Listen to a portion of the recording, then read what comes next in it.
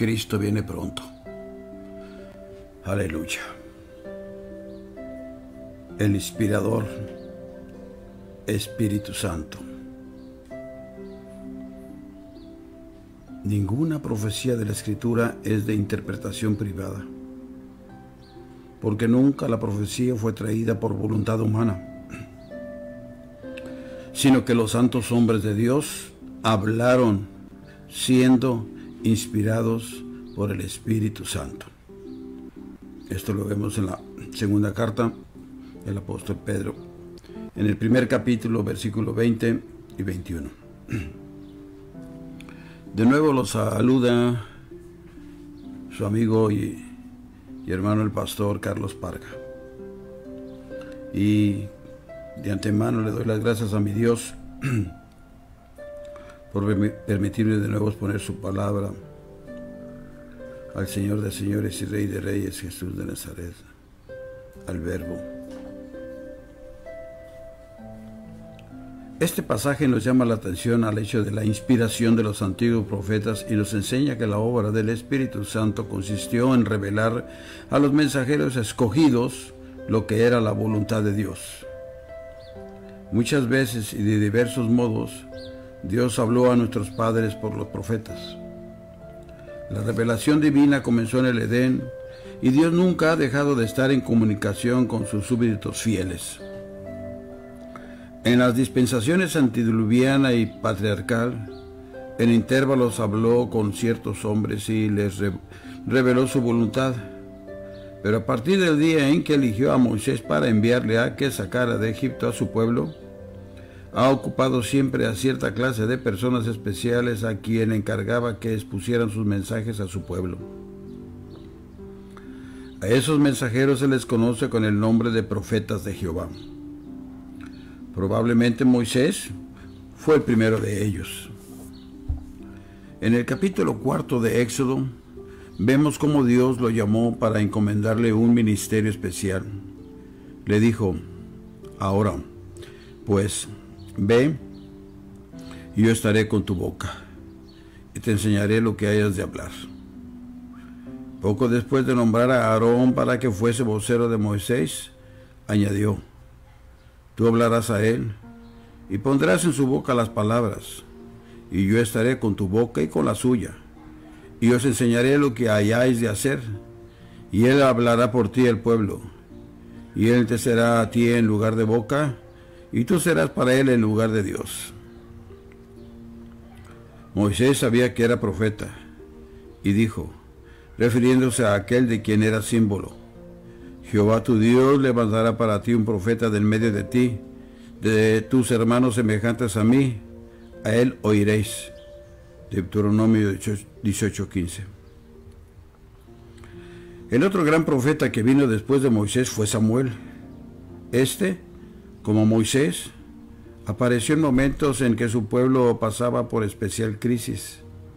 Por siglos habían ido degenerando y sumiéndose en profunda y angustiosa miseria. Como lo hizo con Lutero en la reforma de nuestros tiempos, Dios eligió a Samuel para hacer que el pueblo de Israel retornara a él. El llamamiento de Samuel fue de lo más notable y su ministerio muy importante. En el primer libro de Samuel, capítulo 3, versículo 19 al 21, leemos lo que dice acerca de él. Jehová estaba con él, y no dejó caer a tierra ninguna de sus palabras. Y todo Israel conoció que Samuel era fiel profeta de Jehová. Y Jehová volvió a aparecer en Silo, porque Jehová se manifestó a Samuel en Silo, por la palabra de Jehová. La verdad es que Samuel fue el fundador de las instituciones proféticas y de las escuelas de profetas, que a partir de su tiempo funcionaron en Israel. Jamás hubo en la tierra clase alguna de hombres más excelente que la de los profetas de Israel. Fue la de estos la única clase que se mantuvo leal a Dios.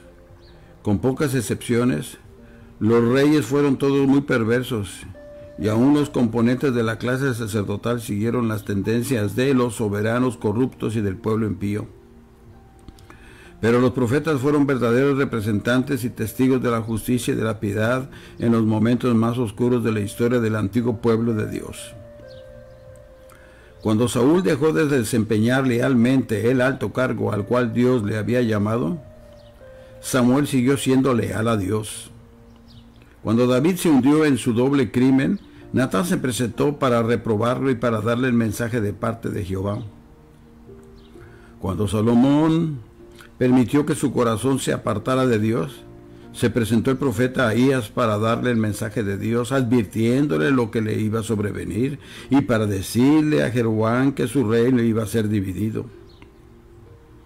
Cuando Roboam reemplazó a su padre y estuvo a punto de arrastrar el reino a la ruina a causa de sus presuntuosos arrebatos, el profeta Ahías silonita estaba listo para ir y darle el mensaje que le envió Dios para detenerle e impedir que continuara obrando tan imprudentemente.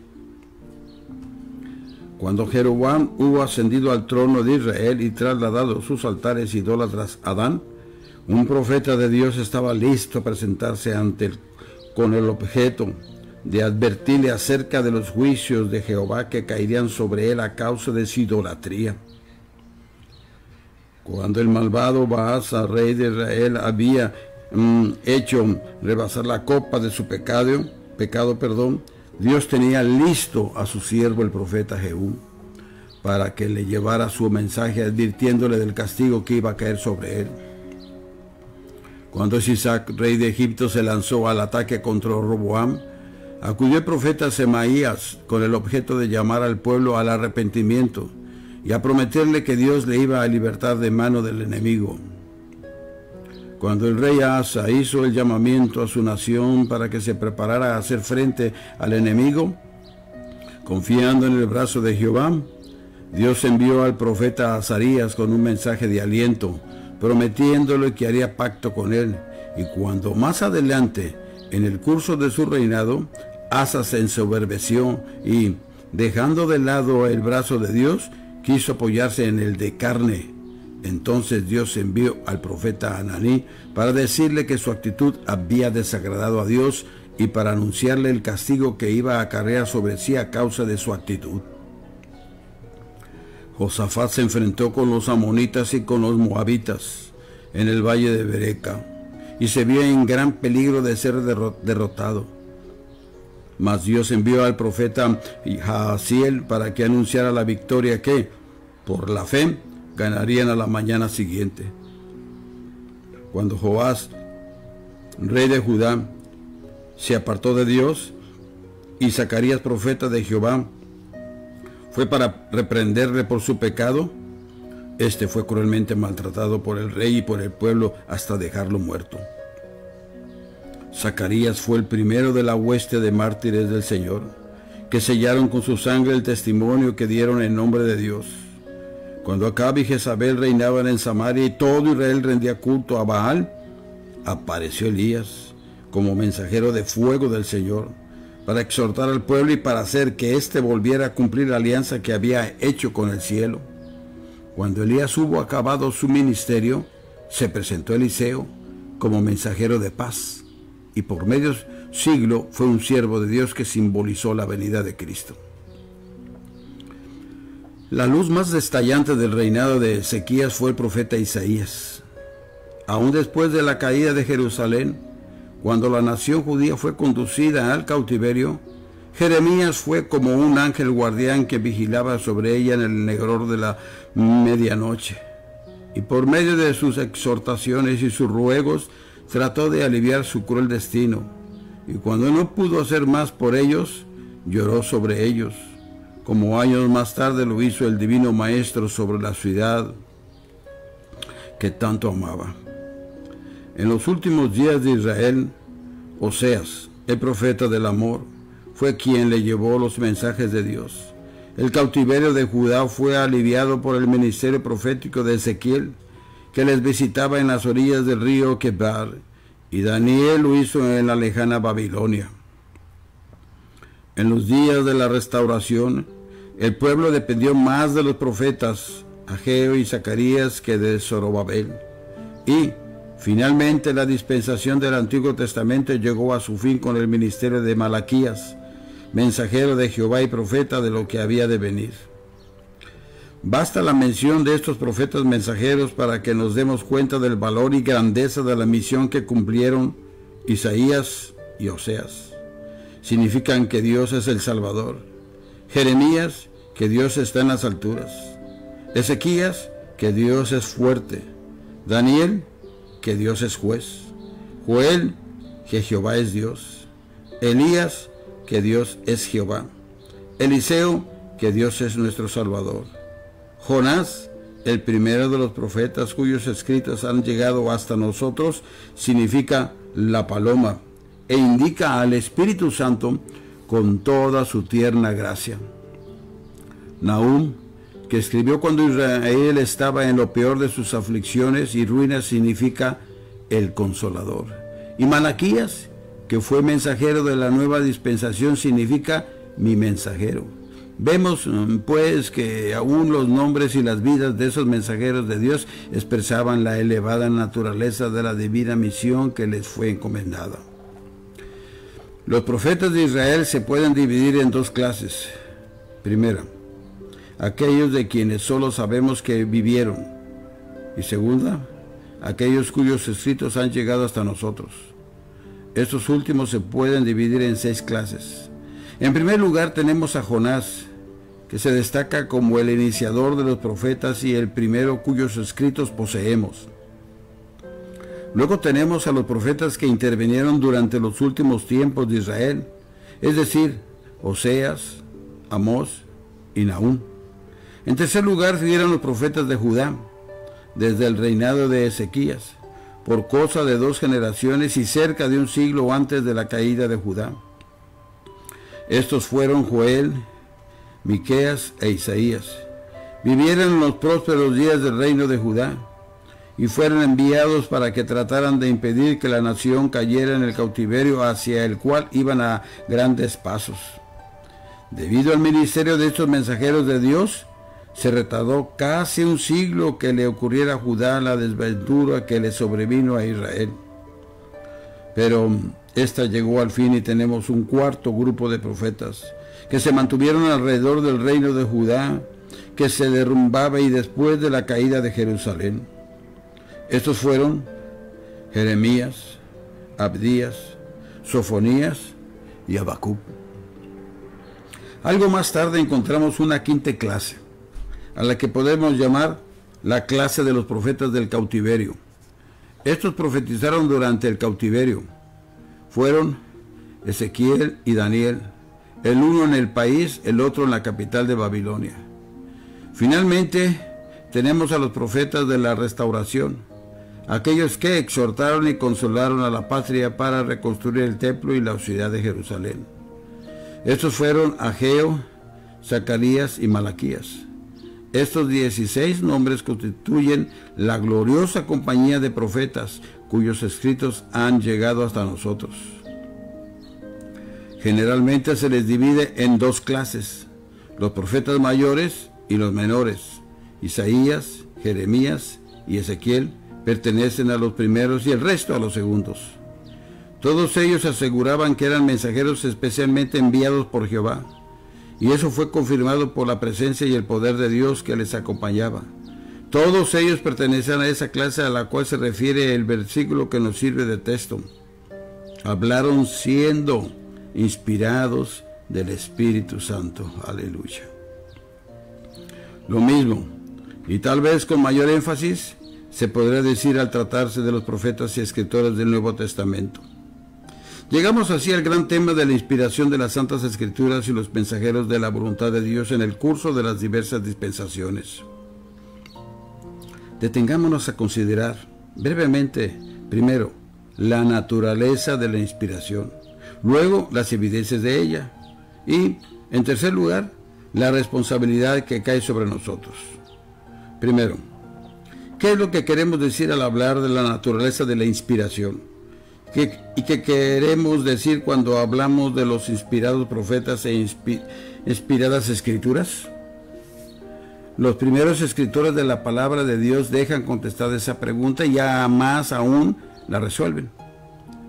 Es indudable que ellos afirmaban que eran especiales mensajeros de Dios y que traían al hombre las expresiones de su voluntad, y el propio Señor Jesucristo reconoció que era así. Tal vez no nos sea fácil explicar precisamente la naturaleza de dicha inspiración. Todo lo que nos es necesario es saber la extensión práctica y el valor de ella, y que se debió a una influencia divina que tomó posesión de ellos e impidió que incurrieran en errores y les puso en condiciones de poder dar a la humanidad detalles correctos e infalibles de los hechos que debían representar y los mensajes que Dios quiso que diesen. Fue la dirección e inspiración del Espíritu Santo lo que les hizo capaces de exponer los mensajes sin errores ni equivocaciones. No siempre fue necesario que recibiesen revelación de todos los hechos del caso, pues podrían haber estado al corriente de muchos de ellos o tal vez de todos. Lo que necesitaron fue la dirección divina que les hiciera narrar los hechos con exactitud, tal cual Dios lo quería. Esa dirección divina no les convirtió en instrumentos pasivos, como si hubiesen sido máquinas. No escribieron de la manera que habla un fonógrafo, ni como una máquina de escribir que obedece únicamente al toque de los dedos del dactilógrafo. Aunque es posible que en muchos casos fueron inconscientes de lo que hacían. Indudablemente en otros lo hicieron dándose cabal cuenta de los hechos y empleando para ello sus facultades físicas e intelectuales. Sabemos que procedieron haciendo uso de la propia individualidad y que el mensaje de cada uno de ellos llevaba el colorido de la propia mentalidad. A eso se debe, entonces, el que podamos distinguir los escritos de Isaías de los de Jeremías. Reconocemos la diferencia entre la voz de Elías y la de Eliseo. Conocemos la diferencia del estilo que tienen los escritos de Juan de los de Pablo. El libro de Dios se parece a un hermoso jardín en el que crece toda suerte de flores en la misma tierra, regadas, claro, por el agua que cae del mismo cielo, pero cada una de ellas tiene sus propios matices, formas, fragancia y cualidades. Se trata de una arpa que cuenta con casi 100 cuerdas, pero todas ellas se armonizan perfectamente, y todos los metros se reducen a un solo glorioso acorde: Jesús, redención. Gloria a Dios en las alturas y en la tierra paz, buena voluntad para con los hombres. Lucas 2:14. No es necesario que creamos que el Espíritu Santo inspiró las palabras malignas que se encuentran en la Biblia, tales como las palabras insensatas y las fatuas que se encuentran en el libro de Job, y muchas otras cosas por el estilo.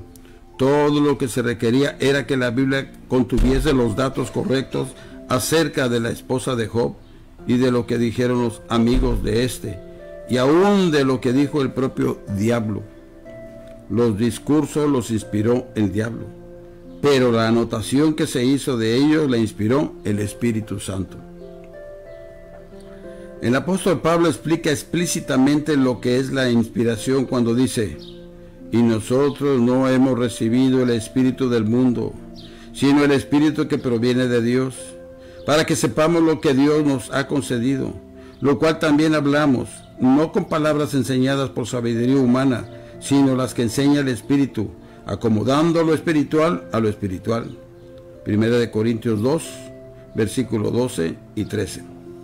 Así que sabemos por consiguiente que estos escritos son divinos, que ellos parten del trono de Dios y que el bendito libro es la mismísima palabra de Dios vivo y eterno, porque la misma palabra explica la palabra.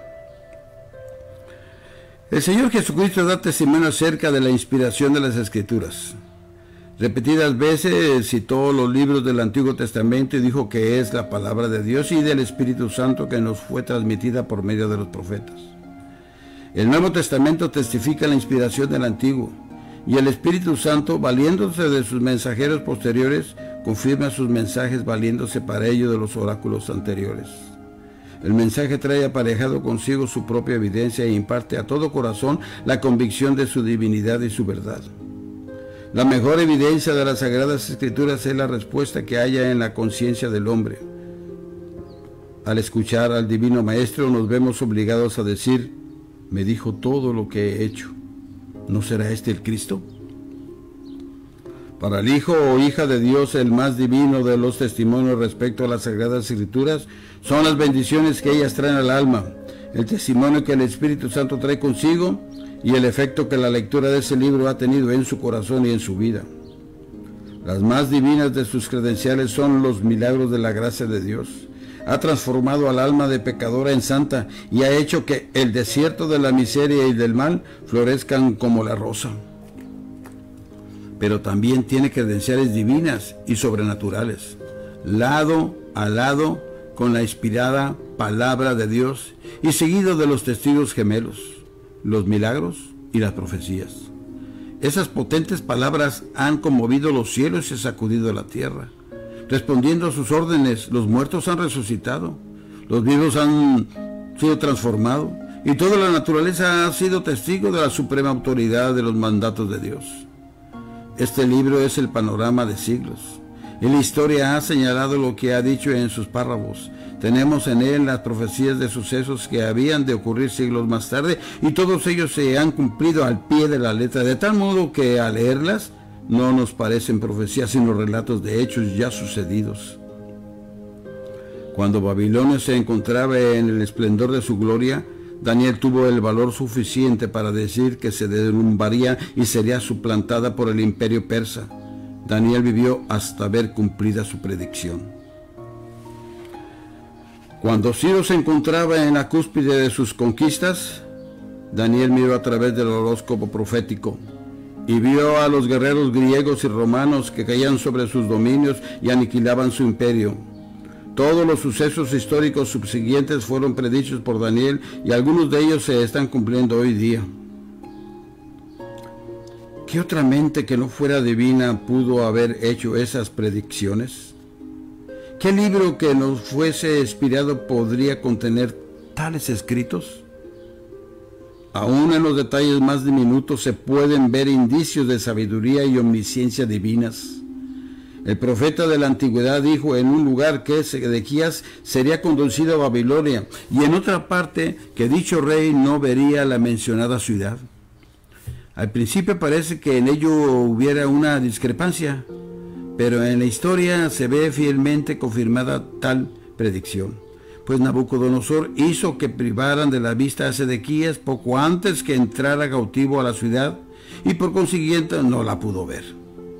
De ese modo, Dios ha confirmado su palabra con el correr de los siglos. Una de las más grandes mezquitas mahometanas de la ciudad de Damasco fue, hace poco, consumida por el fuego. Anteriormente, esta había sido un antiguo templo cristiano en cuya fachada tenía labrada la siguiente inscripción: Tu reino, oh Cristo, es eterno, y tu palabra perdura a través de todas las generaciones. Cuando los mahometanos capturaron la ciudad de Damasco y se apoderaron de la antigua iglesia cristiana, taparon la inscripción con una capa de material duro y encima esculpieron con letras de oro una leyenda tomada del Corán. Corrieron los siglos y esa fachada solo expresaba el mensaje del falso profeta. Pero poco a poco la capa superpuesta se fue gastando, de modo que durante los últimos 2 años ha resurgido otra vez la antigua leyenda cristiana y la palabra de Dios perdura entre los escombros del mundo en ruinas. Al producirse el incendio del antiguo templo, por extraña coincidencia, lo único que quedó en pie fue el arco de la fachada en el que se veía la leyenda mencionada. Y ahí está aún hoy día, diciendo al mundo entero: Tu palabra, oh Cristo, permanece por todas las generaciones. Aleluya, alabado sea el nombre de Jesús. Sobre todos nosotros pesa la responsabilidad de la santa palabra de Dios. Si la Biblia es la inspirada palabra de Dios, cuán solemne y supremo es lo que ella dice. Creámoslo con toda sencillez, creámoslo sin dudas, sin argumentos. No intentemos eliminar lo sobrenatural ni ponerla al nivel de nuestra razón ni de nuestros conocimientos, sino sometámonos ante el trono de aquel que habla desde el cielo y digamos con todas las fibras de nuestro ser: lo que dice es exactamente lo que quiere decir. Aleluya. Pero también debemos obedecer. El creer significa que hemos de vivir de acuerdo con lo que creemos. Nuestra fe tiene dos lados. El uno es fe y el otro fidelidad. Esas son las dos alas que nos remontan por encima del oscuro abismo. Son los remos con que navegamos por las rápidas correntadas. Son las dos manos que retienen para siempre el pacto eterno. La obediencia es siempre la condición que impone la fe. Solo podemos reclamar las promesas de este bendito libro según vivamos y dependamos de lo que Él enseña por la divina gracia de Dios. Vivamos, pues, en conformidad con todas las enseñanzas de la Biblia. Nuestra vida debe traducir por el lenguaje de los hechos todo lo que ella dice. Cada uno de nosotros debe ser una nueva edición y una nueva versión de las Escrituras. Debemos convertir en hecho lo que ella enseña sobre el servicio de Dios y a nuestros semejantes. Dios ha hablado sucesivamente a las diversas generaciones, esperando que cada una de ellas correspondiese al mensaje que le daba. Pero a nuestra generación le ha dado la mayor cantidad de su verdad y la plenitud de su revelación. Él espera que le consagremos nuestra vida más plena y más hondamente. Vivamos en esta dispensación de acuerdo con todo lo que dice la Biblia. Viendo el día en que recibiremos más amplia revelación de la verdad y dispondremos de toda la eternidad para vivir la vida según se nos revele. Pero mientras estamos en esta vida a la altura de lo que dice la palabra de Dios y como lo hizo el propio Divino Maestro, cumplamos todo lo que dicen las Escrituras antes de acabar nuestra carrera. ¿Hemos vivido ajustándonos a todo lo que dice la Biblia? ¿Hemos probado la verdad de todas sus promesas? ¿Hemos ilustrado con el ejemplo todo lo que ella ordena? ¿Hemos representado en personajes vivos lo que en ella está escrito? Dios nos ayuda no solo a poseer la Biblia, sino a que seamos Biblias vivas. Aleluya. Finalmente, la Biblia es la inspirada palabra de Dios. Solo podrán comprenderla aquellos que son inspirados. Hay dos modos de recibir la inspiración y de comprenderla. La inspiración que recibieron los apóstoles y los profetas fue para que escribiesen la Biblia, pero nosotros no necesitamos tan real inspiración como ellos para leerla y comprenderla. La Biblia no fue escrita para la mentalidad fría del hombre natural, sino para los ojos espirituales del corazón. Por eso es que nadie sabe lo que es de Dios, sino el Espíritu de Dios que está en él.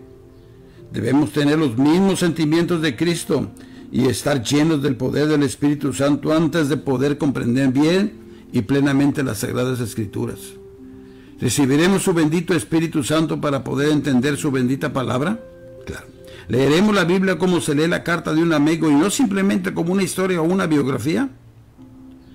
¿La consideremos como el mensaje personal que nos envía nuestro novio y Señor?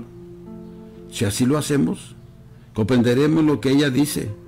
Nos deleitará y comprenderemos su bendito significado y su poder celestial. Una pobre niña ciega se encontraba moribunda.